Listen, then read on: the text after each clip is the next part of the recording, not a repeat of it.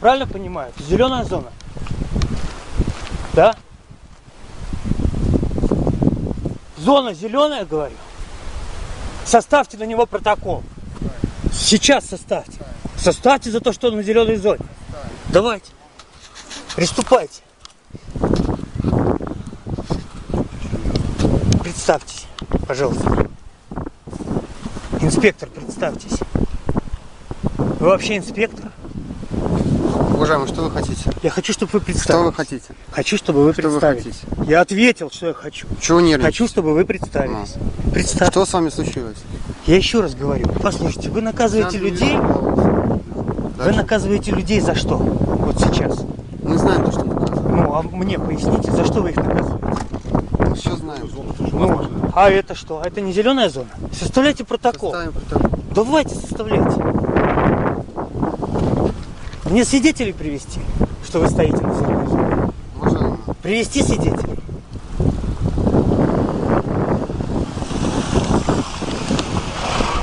Вы приехали людям праздник отравлять, правильно? Вам скучно жить? Вы же рассказываете по телевизору, что вы спасаете жизни на дорогах. Чего вы здесь спасаете на зеленой зоне?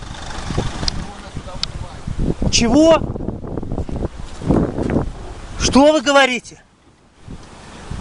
Что вы там мямлите? Вы если нарушаете, включайте проблесковый маяк и мотивируйте служебную необходимость, ясно?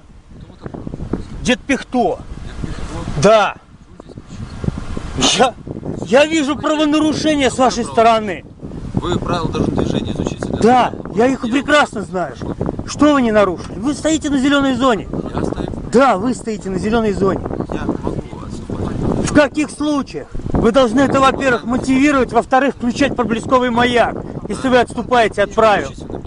Потому что до вас по-другому не доходит. Давайте собирайте, валите отсюда. Дед Пихто. Послушайте, как вы со мной разговариваете, Как вы а? со мной разговариваете? Я гражданин.